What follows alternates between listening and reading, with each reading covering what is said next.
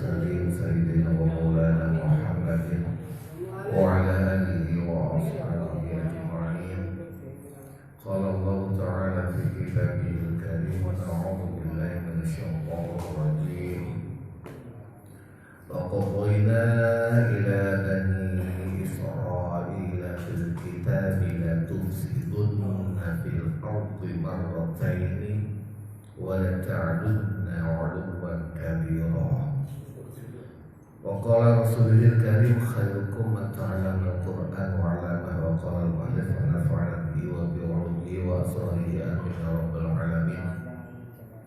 الفاتحة إلى حضرتنا المصطفى محمد صلى الله عليه وسلم وعلى آله وأصحابه وذريته وفروعه وأصوله وإلى جميع خلقه من الأنبياء والمرسلين والأولياء والشهداء والصالحين والصحابة والتابعين والتابعين والعلماء العاملين والمصلين المخلصين جميع الملائكة المقربين، خصوصا صحاب القدر الجيلاني والموزان والأرض سعد الدعوة والمفسرين والمحققين والمتصوفين والعارفين بالله رب العالمين، خصوصا شيخ فخر الأبرزي شيخ المعجب الحسني شيخ محمد متولى الشعراوي الشيخ محمد بن عربي شيخ سعيد رمضان الدودي شيخ بابا الزحيري كي أحمد نصر الله بن عبد الرحيم مؤلف هذا الكتاب كي بشير مصطفى وعلى آله وأصحابه وذريته وفروعهم وصلهم وغفرهم ورحمهم الله لهم. الفاتحة.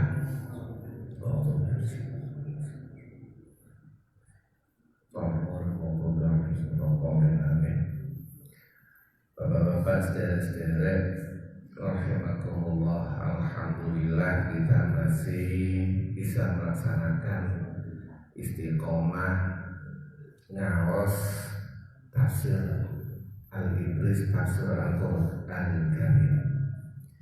Niki wau jane dipoti kalian yang ekstrim. Ketika pemerintah sudah mengumumkan untuk social distance, menjaga jarak, lu kok malah udah. Saya mikir gini sebelum berangkat, perlu ada orang yang keluar untuk mendoakan. Contoh misalnya ketika ada orang terkenal terjangkit positif COVID-19, ada pemerintah menyuruh semua orang tinggal di rumah. Tapi apakah semua tinggal di rumah? Boten. Ada beberapa orang yang wajib, diantaranya dokter, perawat dan sebagainya, untuk merawat.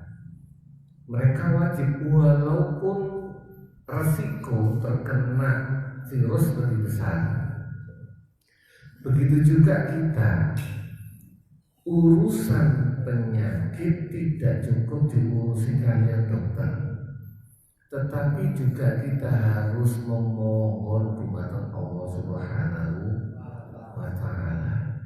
Dan salah satunya kita perlu tawasul dungo tok ngapunten, tanpa amalan yang kuat minta tok kurang. Kalau menurut saya perlu kita tawasul seperti dalam hadis Riyadhus Shalihin, misalnya ada 3 orang yang masuk ke dalam tertutup gua, tertutup batu, akhirnya tawasul dengan amalnya.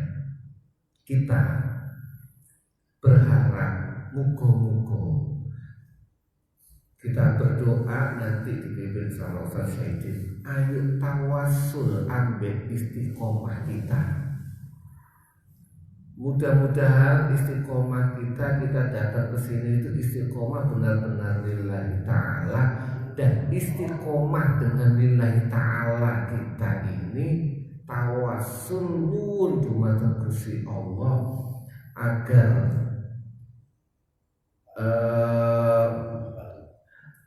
agar penyakit wabah yang menimpa seluruh bangsa, terutama bangsa Indonesia, segera disingkirkan oleh Allah Subhanahu wa Ta'ala. Walaupun mungkin akhirnya rentan, tapi mudah-mudahan kalau melihat kondisi situasi insya Allah boten, makanya nekat masih nyonya istri di rumah untuk merenggut, tapi bismillah tawasul kalian barokah jenengan semua. Saya itu yakin, ngapunten, saya yakin yang hadir di antara kita itu banyak para wali, bu wali opo, tapi saya yakin donga panjenengan itu mustajabah. Makanya tak belani tawasul kalian donga panjenengan, mudah-mudahan wabah yang menimpa bangsa kita ini segera disingkirkan oleh Allah Subhanahu wa Ta'ala. Langsung kita masuk ayat selanjutnya. Sebenarnya bukan ayat selanjutnya karena masih potongan dari ayat kemarin. Ayat kemarin kita mulai a'udzubillahi minasyaitonir rajim. Wa qadayna lan paring putusan sapa ingsun ila bani Israil maring bani Israil bil kitab ing dalam kitab Taurat, la tufsidunna yakti bakal gawe rusak sapa sira kabeh fil ardi ing dalem bumi marrotaini kelawan rong ambalan. Baru kita masuk ini yang kemarin belum kita baca. Wala ta'lunna lan yakti gawe luhur sapa sira kabeh uluwan kelawan kaluhuran kabiron kang gedhe.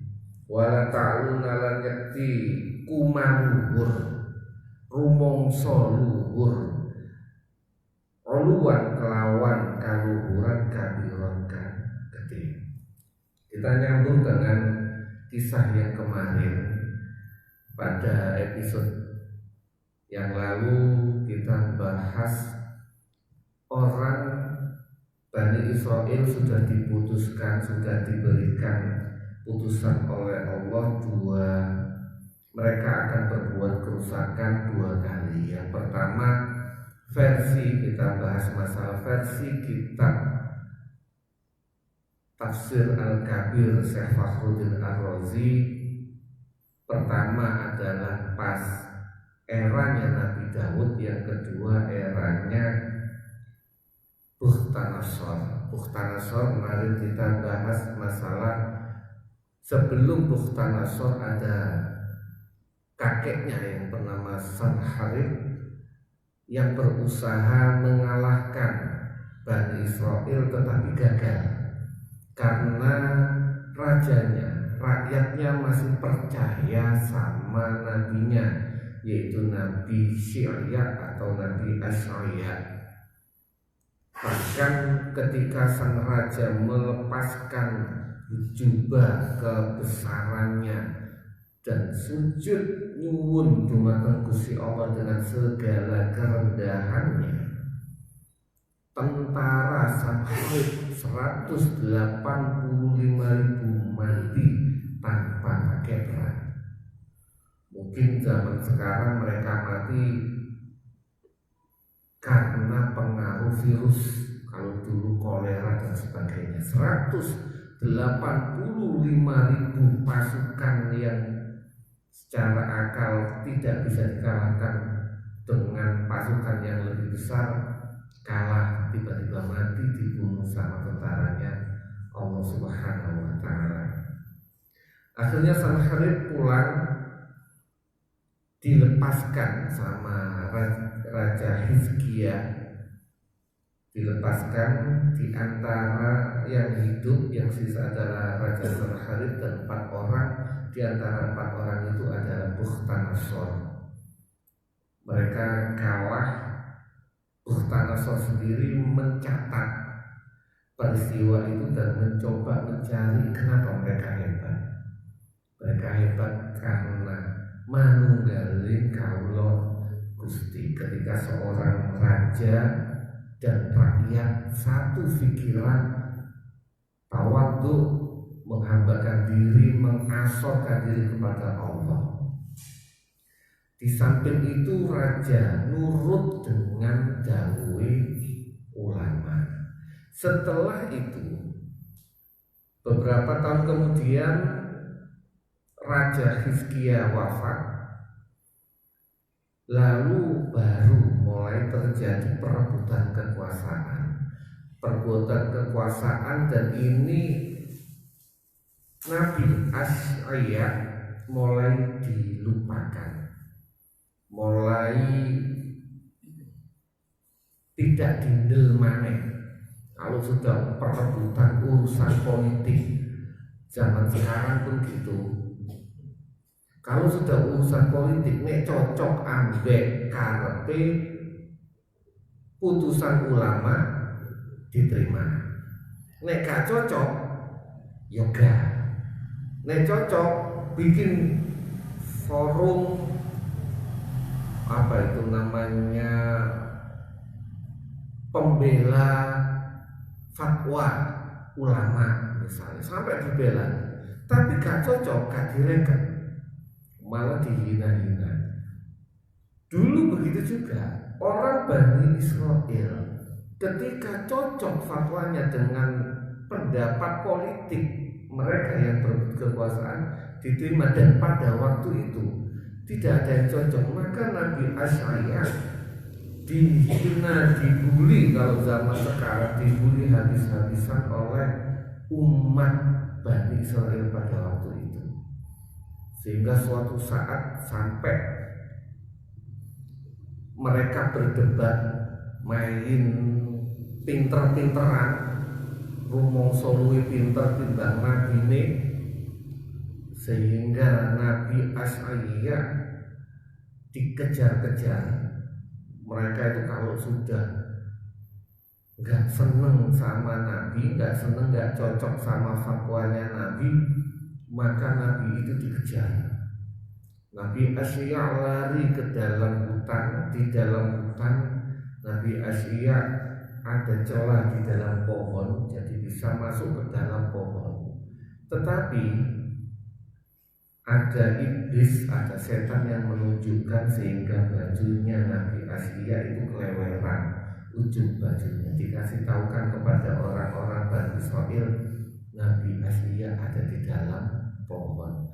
Lalu pohon itu digergaji dan keluarlah darahnya Nabi Asy'aya. Ini nabi pertama yang dibunuh oleh orang Bani Israil. Habis itu banyak nabi-nabi yang dibunuh oleh Bani Israil, kalau Nabi Zakaria, Nabi Yahya, bahkan Nabi Isa alaihissalam pun rencananya memang mau dibunuh oleh Bani Israil. Setelah mereka membunuh Nabi Asy'aya inilah Bukhtanasor melihat peluang untuk menghancurkan Bani Israil. Begitu ada peluang, mereka sudah tidak percaya lagi terhadap imamnya, tidak percaya lagi dengan nabinya, maka Bukhtanasor melakukan serangan. Serangan pertama masih daerah pinggiran. Satu wilayah dihancurkan sama Bukhtanasor. Konon wilayah pinggiran ini adalah wilayahnya Nabi Uzair alaihissalam. Sebuah wilayah dihancurkan, dibumi hanguskan. Nabi Uzair, nyambungnya dengan Nabi Uzair, suatu saat Nabi Uzair mau pergi ke ladangnya, melewati sebuah tempat yang pernah dihancurkan sama Bukhtanasor. Begitu melihat sebuah wilayah yang dihancurkan Bukhtanasor karena mayat bergelimpangan, berserakan, tulang-tulang itu berserakan, Nabi Uzair dalam batinnya, nek koyo ngene piye iso menghidupkan kembali, bagaimana bisa memakmurkan menjadi sebuah wilayah yang megah lagi seperti dulu, karena Nabi Uzair biasanya lewat situ megah, mewah. Tapi setelah dihancurkan Bukhtanasor rata dengan tanah. Nabi Uzair muncul bukan karena tidak percaya sama Allah, manusia bisa dibangkitkan lagi, tetapi muncul secara logika, kok yo angel tenang, ini rata dengan tanah, bagaimana bisa kembali seperti sedia kala. Setelah melewati wilayah itu, Nabi Uzair duduk di sebuah pohon, konon di pojok kuburan. Nabi Uzair duduk di sebuah pohon, mau makan, beliau sangu anggur, buah tin kalau nggak salah, sama roti kering. Mau makan roti, dulu itu mau roti itu dimakan keras, maka Nabi Uzair meres dulu anggurnya diperes, ditaruh di tempat kayak lepek, baru dibasahkan kayak dicelup. Begitu empuk mau dimakan. Ketika itu beliau ngantuk tidur. Ketiduran, beliau kebablasan. Berapa tahun? 100 tahun. Ketiduran kebablasan 100 tahun. Dalam waktu 100 tahun, Bukhtanasor menghancurkan seluruh wilayah Israel. Yang tua dibantai, yang muda ditawan, perempuannya dibinasakan, bahkan Baitul Maqdis dihancurkan, dibakar rata dengan tanah. Kitab Taurat tidak ada yang tersisa, habis. Yang hafal Taurat dibunuh. Jadi Taurat pada waktu itu gak ada yang hafal, gak ada bukunya sama sekali. Bahasa kasarnya, Taurat terputus, tidak ada, habis-bis. Semua dibakar sama Bukhtanasor. Karena Bukhtanasor tahu agama inilah yang membuat Bani Israel dulu bisa mengalahkan ayah kakeknya. Taurat inilah mereka bisa hebat. Maka Taurat dibakar habis. Nah kok yang dilala setelah 100 tahun sudah Bukhtanasor, kalau nggak salah, dan periodenya itu sampai 80 tahun, 20 tahun kemudian Bani Israel sudah diganti dengan raja yang bagus, membangun bangunan yang hancur selama 180 tahun menjadi bangunan yang megah. Ketika bangunan megah ini mulai dibangun lagi, baru Nabi Uzair setelah 100 tahun dibangunkan sama Allah Subhanahu wa ta'ala.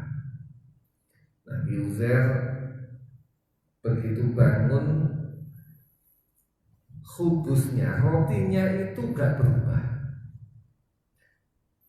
bekas peresannya masih seger. Bayang, 100 tahun, bukan Nabi Uzairnya saja, bekas perasan anggurnya itu masih segar. Padahal anggur itu kalau sudah beberapa hari aja sudah kecut menjadi alkohol dan akhirnya berubah menjadi cuka. Ini masih segar. Buah tin masih segar. Begitu melihat, ada sebuah ungkapan bahasanya ditanya sama malaikat, kamu tidur berapa tahun? Mungkin tidak. Kamu tidur berapa lama? Kata Nabi Uzair, ya paling setengah hari. Loh enggak. Kata malaikat, kamu tidur 100 tahun. Undur ilahi marika. Coba lihat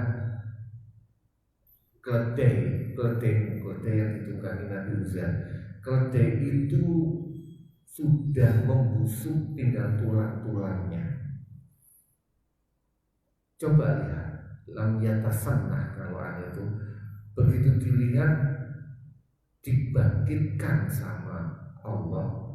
Coba lihat, Nabi Uzair melihat secara kasat mata bagaimana tulang-tulang keledai itu menyatu satu persatu. Satu persatu itu nyambung. Itu dulu kayak di film gitu ya. Film nyambung satu tak. Begitu tulang-tulang keledai itu menyatu, baru diberikan bungkus berupa daging dan kulit. Tapi masih dalam keadaan mati. Begitu sudah terbungkus, baru ditiupkan roh sang keledai. Nabi Uzair yang awalnya bukan meragukan, tetapi secara logika gak masuk akal, manusia yang sudah menjadi tulang bisa hidup lagi, dipertunjukkan sama Allah, begini loh cara membangkitkannya.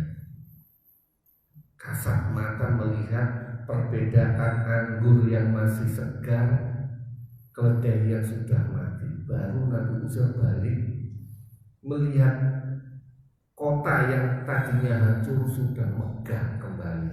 Koyok-koyok gak ada perang, koyok-koyok gak pernah hancur. 100 tahun. Sebenarnya kalau menggunakan logika kasar, moso ono ini coba ya. Moso ono wong turu 100 tahun gak ono sing ro. Istilah sampean turu ono pojok kuburan. Kok gak terus dino rong dino? Mungkin 100 tahun, Pak. Kok gak ketok? Logika kasaran itu ya gak mungkin. Makanya ada salah seorang yang mencoba menerjemahkan, inilah yang namanya kuantum, teori kuantum. Teori kuantum itu sebenarnya Allah mempercepat prosesnya. Jadi memang bisa jadi prosesnya lintas manusia yang bisa menembus lintas tempat dan waktu, lintas dimensi waktu. Kalau logika normal gak mungkin 100 tahun gak petuk wong belas itu tidur di situ seperti Ashabul Kahfi 350 tahun belas kalau wong lewat nyamperin gak ketemu, berarti gak masuk akal. Tapi karena namanya teori kuantum bisa jadi itu terjadi. Jadi memang tidak kelihatan karena memang prosesnya seperti itu. Allah percepat melalui proses lintas ruang dan waktu. Makanya manusia saja bisa seperti itu. Jangan tanya Allah koyok manggon di mana, karena Allah tidak. Karena waktu itu Allah yang ciptakan, tempat Allah yang ciptakan. Jangan tanya Allah di mana. Waktu itu, tempat itu Allah ciptakan. Waktu sendiri itu Allah yang ciptakan. Allah tidak bisa dibatasi oleh ruang dan waktu. Manusia saja seperti Nabi Uzair dan Ashabul Kahfi bisa lintas ruang dan waktu. Pun setelah Nabi Uzair 100 tahun melewati ruangan, akhirnya nyamper ke kampungnya. Di kampungnya perubahan total. Maka Nabi Uzair nyamper ke nyari orang, kok kalau sing kenal belas. Beliau nyoba nyari ke rumahnya yang dulu tidak ada yang kenal. Akhirnya mikir-mikir, cari malaikat 100 tahun. Kalau begitu saya nyari orang yang umurnya lebih dari 100 tahun. Dicarilah, kira-kira ada salah seorang mantan budaknya yang waktu Nabi Uzair hilang, pergi itu kira-kira umur 20 tahun. Berarti nyari orang paling tua, dan orang paling tua waktu itu yang ada di dekat situ adalah bekas budak perempuannya yang sudah umur 120 tahun. 120 tahun sudah tua sekali, buta. Maka Maka Nabi Uzair mendatangi bekas budaknya, begitu ngaku saya Uzair, gak mungkin. Uzair itu gak ada yang kenal. Jadi Nabi Uzair hilang setelah 1 tahun itu sudah gak ada yang kenal, gak ada yang bahas. Hilang di telan bumi. Maka gak ada yang kenal kecuali orang-orang yang 120 tahun yang lalu. Begitu gak mungkin. Iya, saya Uzair. Gini, udah pun kalau sampeyan itu Uzair, Nabi Uzair itu doanya mustajabah. Maka jika Anda Nabi Uzair doakan saya bisa melihat kembali dan kaki saya bisa berjalan lagi, maka Nabi Uzair berdoa dan mustajabah, cesplak mata sang perempuan itu langsung bisa melihat kakinya bisa berjalan lagi. Dilihat, Masya Allah, wah, begitu sudah melihat langsung sang nenek itu pergi ke tempat, kalau sekarang itu tempat masjidnya, cucu-cucunya Nabi Uzair itu menjadi syekh. Udah banyak yang menjadi ahli-ahli agama, udah menjadi ulama-ulama. Maka mendatangi ke tempat ibadah, ngasih tahu, mbahmu. Konon dalam satu riwayat ada salah satu putranya yang masih hidup, ada yang meriwayatkan putranya sudah wafat semua kecuali cucu-cucunya. Mereka semua kaget, nggak percaya, tetapi di akhirnya banyak ada dialognya yang panjang, akhirnya meyakinkan mereka yakin. Salah satu tanda mereka ingin percaya itu Nabi Uzair adalah Nabi Uzair itu dulu hafal Taurat. Iya, saya hafal Taurat. Kata Nabi Uzair, dulu ayah saya menyimpan kitab Taurat, disembunyikan, ditaruh di tempat yang tidak ada orang yang tahu. Maka dicari lagi kitab Taurat yang disembunyikan oleh ayahnya Nabi Uzair.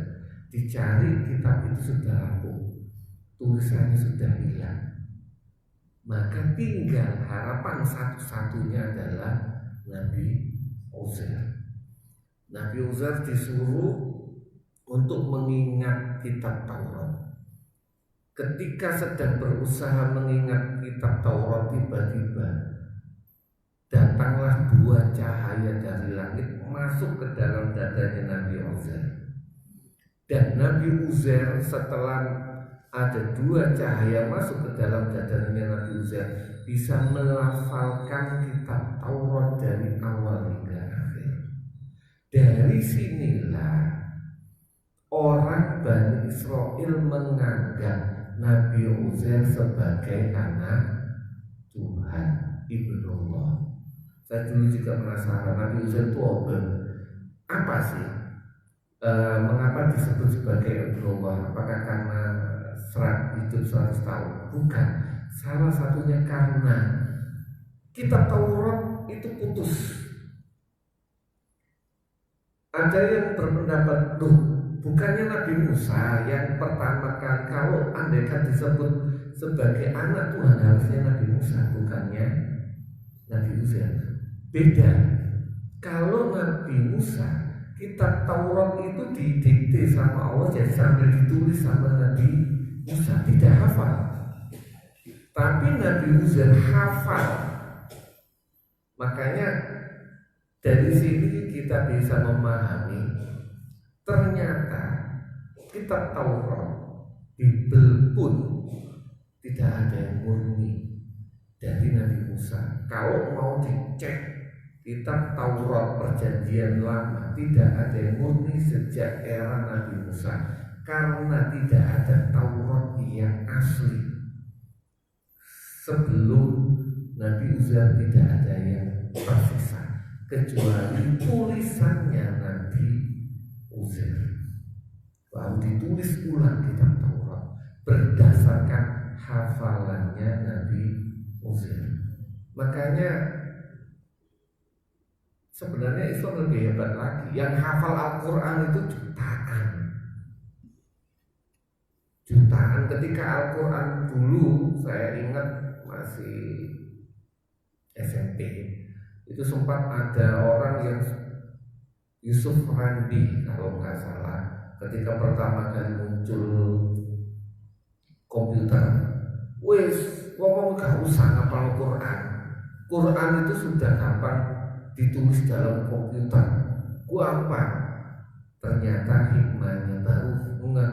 Dulu jika semua umat Islam mengikuti Yusuf Randi, komputer diserang virus, bubar, Al-Quran ini hilang.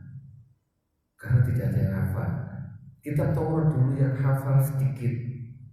Bahkan mungkin sekarang kalau ditanya siapa yang hafal Injil 100% dengan tulisan aslinya, tulisan bahasa Ibrani, ya mungkin nyarinya susah. Tapi Al-Quran, bahkan orang yang tidak berbahasa Arab pun banyak yang hafal Al-Quran. Itu spesialisnya Al-Quran. Udah, itu 2 kali versinya kitab Fakhruddin Ar-Razi. Dalam versi yang lain, pertama yang dibunuh Azal adalah Nabi Zakaria dan eranya Bukhtanasor. Baru kita masuk nanti versinya Syekh Muhammad Mutawalli Asy'ari ketika nyinggung ayat selanjutnya. Wala ta'lunna 'uluwan kabira lan yakti kamulukumulur. Orang Bani Israel itu merasa tinggi, merasa hebat dibandingkan umat lain, bahkan dibandingkan nabinya. Ini tadi saya ketika baca tafsirnya Syekh Abdul Qadir Al-Jilani, tafsir Al-Jilani, mendapatkan ini. Iya, sekarang itu juga terjadi. Umat Islam, ngapunten, yang kapasitasnya, keilmuannya tinggi, kalau tidak cocok ambek hawa nafsu juga direka, dibuat ngambil pendapat yang sesuai dengan hawa nafsunya. Ahli tafsir, syekh atau kiai atau habib Quraisyah kurang pinter piye dibuat, sing dipek justru orang-orang yang lebih diambil ngapunten Suginur yang tidak ngerti ilmu tafsir, lebih diambil Suginur dibandingkan Profesor Quraisyah atau MUI. Gak dipercaya, luwe percaya pendapat jenderal. Ini ya Allah, apa ini kita itu juga nurun karakternya orang Bani Israil. Wa ta'lunna 'uluwan kabira, kita rumongso luwe hebat dibanding para ulama, para ahli tafsir yang belajar Al-Quran, belajar tafsir mulai cilik sampai jadi profesor, karena gak cocok penafsirannya dengan kita buat. Jika itu terjadi, bisa jadi kita termasuk orang-orang wala tufsiduna fil ardi, orang yang telah berbuat kerusakan di bumi. Sangat-sangat bahaya. Kalau tafsirnya Syekh Ibnu Arabi lebih dalam lagi, la tufsiduna fil ardi, ini berbuat kerusakan di bumi marotani 2 kali. Yang pertama adalah nyambung dengan ngaji hikam kemarin, berbuat kerusakan di bumi dengan sikap bahaimiyah kita, dengan sikap berbuat kerusakan di bumi ini dengan jasmani kita karena mementingkan sakilan yang cangkem ambil sakilan di bawah, kita ngawur berbuat kerusakan di bumi, serakah. Kalau kemarin kita bahas orang yang pas-pasan mikir besok bisa makan atau tidak, habis itu besok makan apa, selanjutnya besok makan siapa. Nah, yang makrota ini yang kedua adalah orang yang berbuat kerusakan dengan hatinya yang hubungannya dengan wala ta'lunna 'uluwan kabir. Orang yang mempunyai berbuat kerusakan di bumi dengan hatinya ini kadang-kadang karena ilmunya, kadang-kadang karena cahaya rohani. Lo ada orang ngapunten yang rumongso mukasyafah, rumongso ma'rifat billah, rumongso dungone mandi, itu termasuk ini. Kalau karena kajian Syekh Ibnu Arabi kan bahasan tasawuf masuk. Lu sampai dungo sampai mandi pun itu termasuk wala ta'lunna 'uluwan kabira. Jika rumongso iki lho masa kumoluhur itu kan di situ. Rumongso wis ma'rifat itu termasuk wala ta'lunna 'uluwan kabira, termasuk berbuat kerusakan di sini. Sangat-sangat bahaya. Bukan hanya berbuat kerusakan di bumi, itu bukan hanya sing ketok moto. Bahkan orang-orang ahli tasawuf, orang ahli thariqah pun bisa jadi termasuk orang yang wala ta'lunna 'uluwan kabira. Sangat bahaya. Makanya perlu sekali kita harus selalu koreksi diri. Koreksi diri bahwasanya kita bukan apa-apa. Contoh, hari ini kita diingatkan sama Allah dengan adanya virus corona. Apa sih? Wong sing wala ta'lunna rumongso luhur, rumongso kuat, rumongso hebat, lu kalane ambek virus. Barang cowili remeh kalau biasa ala kecil. Likil luwih kecil nih, maksudnya paling kecil, tapi bisa meruntuhkan semua orang, bahkan ekonomi. Konon Cina itu sampai mengeluarkan 20.000 triliun untuk mengatasi corona. 20.000 triliun, 4 kali APBN kita untuk mengatasi corona. Negara-negara lain, ya Allah, itu sangat kecil sekali. Sumbungmu teko opo sampai. Bagaimana kita sombong sampai barang yang kecil saja kita kalah, kita khawatir, kita takut. Wala ta'lunna 'uluwan kabira, maka tetap kita nggak boleh sombong dengan apapun itu. Termasuk dengan ilmu kita, termasuk dengan ibadah kita, tetap kita tidak boleh sombong. Orang Bani Israil itu pintar-pintar.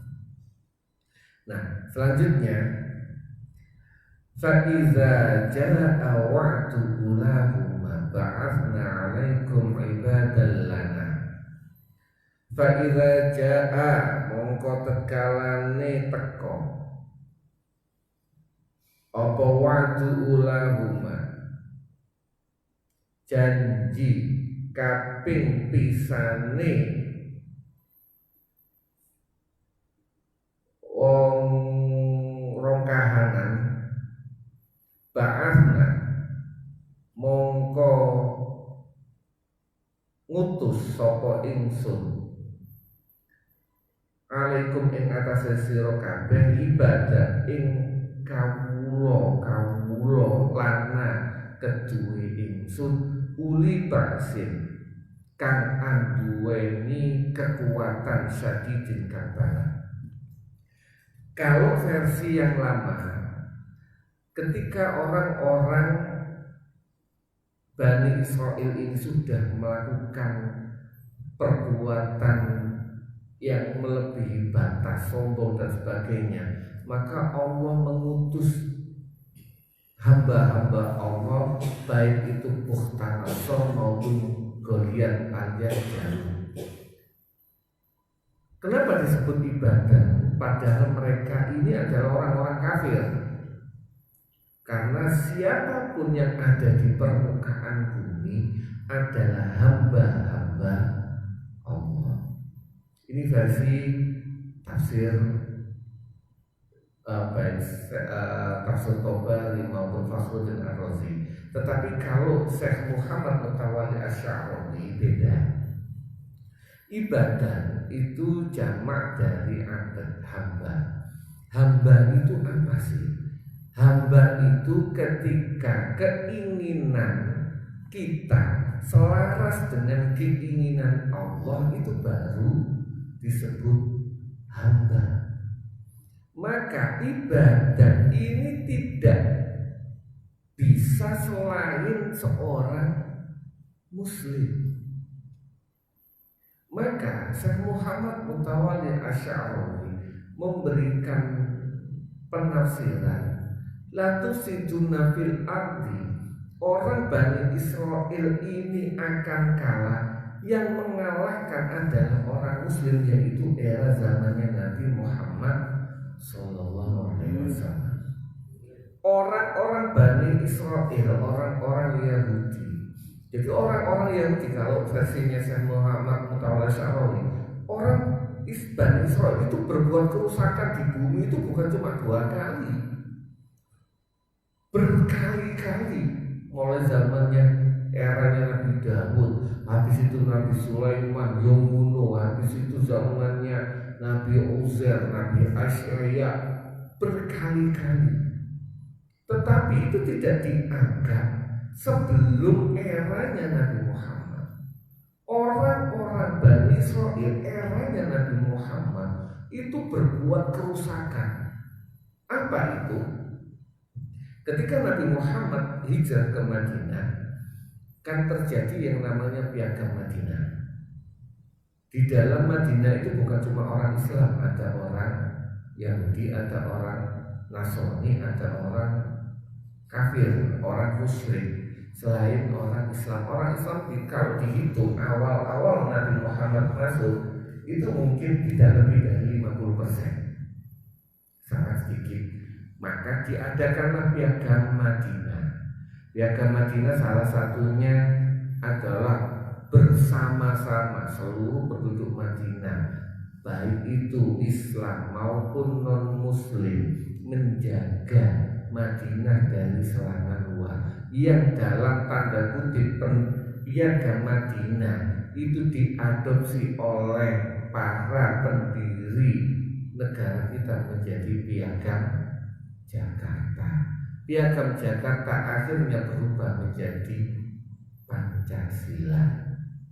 Pancasila itu nggak mengikuti Piagam Madinah. Ini negara pertama kali, jika itu dianggap negara, yang didirikan oleh Rasulullah Muhammad Sallallahu Alaihi Wasallam. Piagam Madinah bersama-sama orang Islam maupun non-Muslim, baik itu Yahudi, Nasrani dan orang musyrik, selama menjadi penduduk Madinah, bareng-bareng belo Madinah dari serangan orang luar. Maka ketika perang Badar, masih orang Yahudi tidak ada yang membela. Tetapi ketika perang kedua, perang Uhud, ada beberapa kabilah. Saya lupa kabilah mana, karena ada Bani Nadir, Bani Quraidah, Bani Khuza'ah. Itu Bani Nadir misalnya pada perang Uhud itu belot, memihak orang Mekah, orang luar Madinah. Pada perjanjiannya apa? Bersama-sama bela Madinah. Tetapi Bani Nadir itu nyelengkat,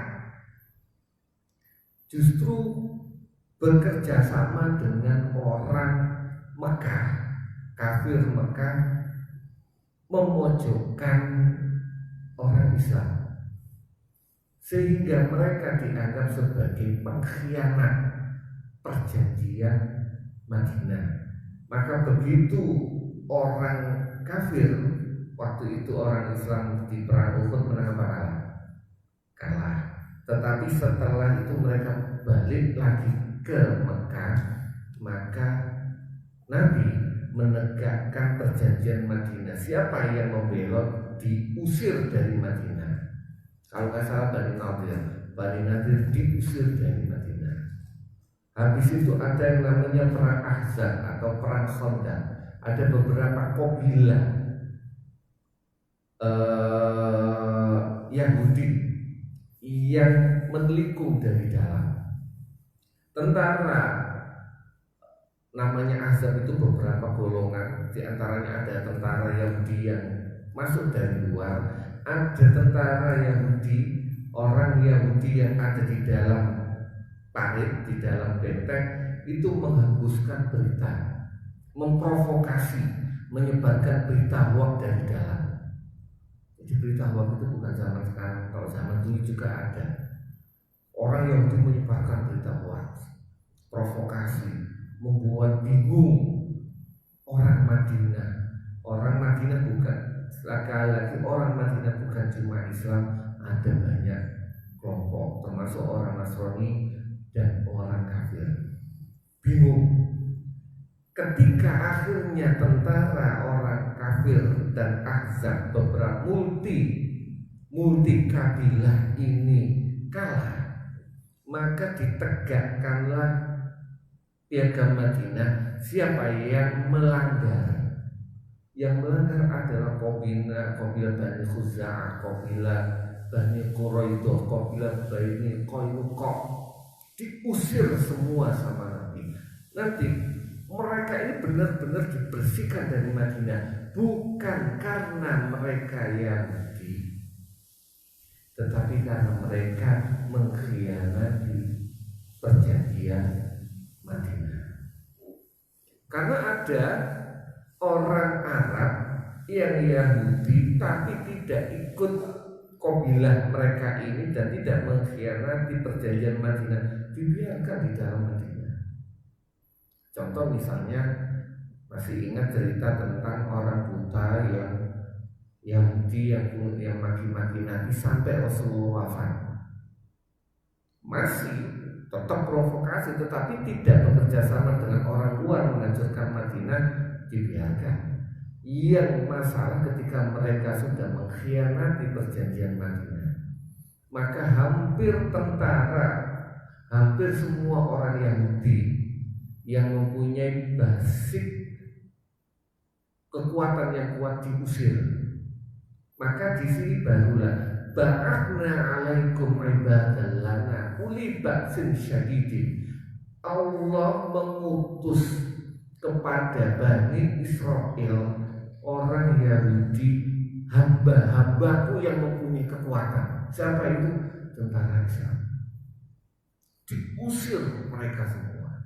Nanti di kemudian hari umat Islam sehingga orang Yahudi nanti akan kembali lagi menguasai.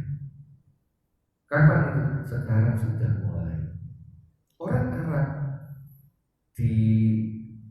bahkan nanti zamannya Umar bin Khattab, di Baitul Maqdis pun orang Bani Israel, orang Yahudi yang ada di Baitul Maqdis itu tersingkir.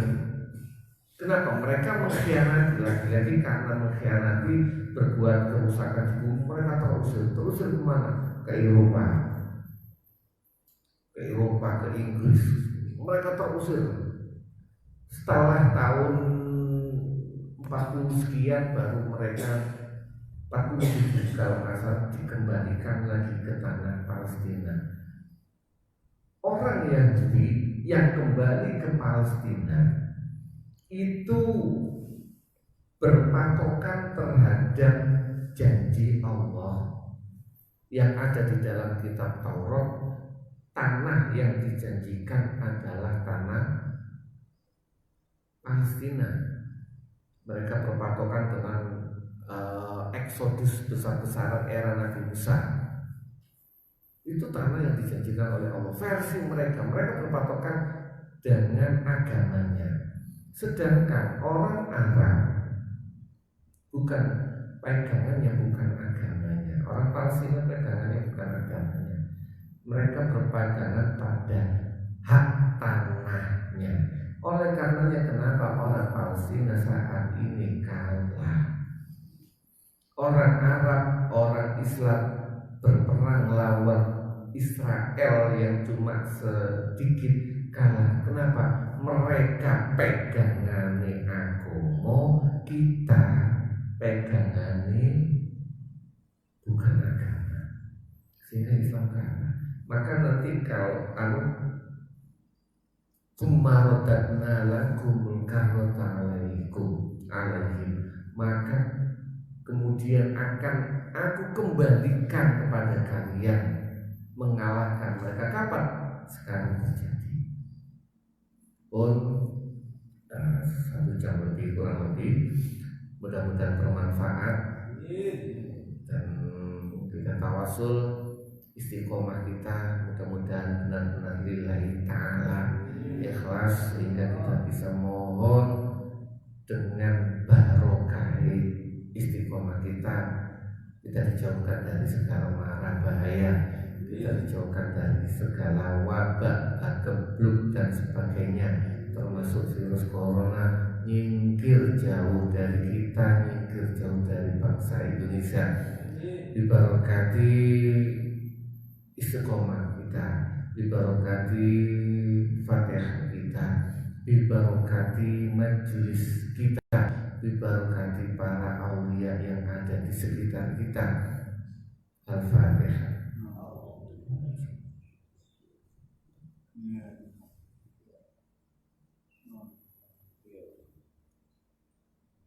Kadang kulo sekapakan akhir kalam.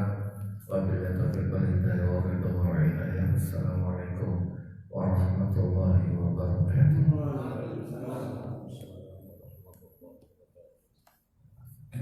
Alhamdulillahirabbil alamin. Jamaah yang dirahmati oleh Allah, ternyata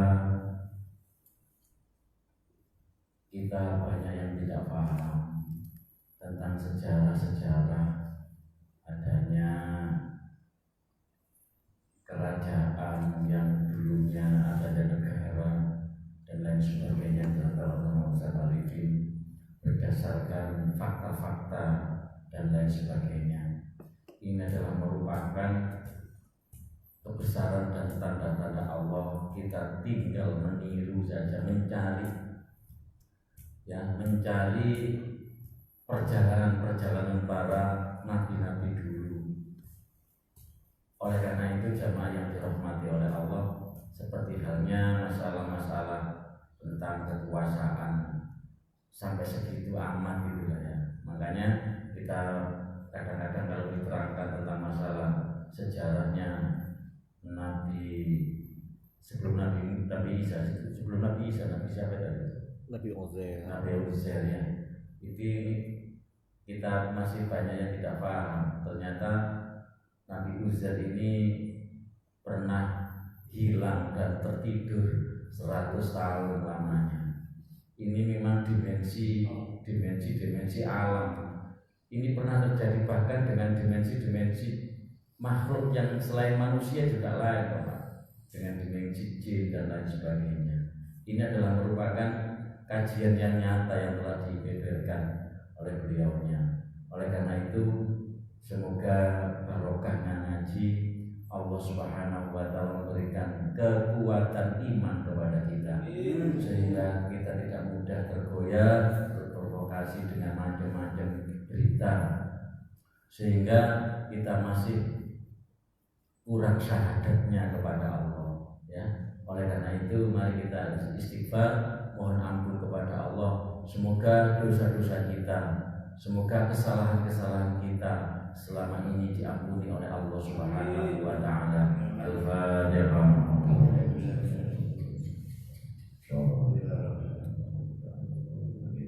Terima kasih ya Allah, Allah telah menakdirkan kula kali panjenengan di tempat ataupun di masa-masa yang saat-saat ini ya ada hal-hal yang mengembangkan, tapi panjenengan masih diparingi Allah bisa datang dan bisa berkumpul. Semoga tidak terpengaruh sama sekali, cuma bagaimanapun kita juga banyak berdoa kepada Allah semoga adanya penyakit corona ini menggugah iman pura kali panjenengan, bukan semakin lari, bukan semakin menjauh, tapi kita semakin mendekat kepada Allah Subhanahu wa taala. Al-Fatihah.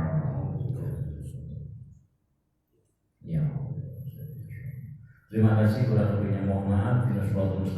Wassalamualaikum warahmatullahi wabarakatuh.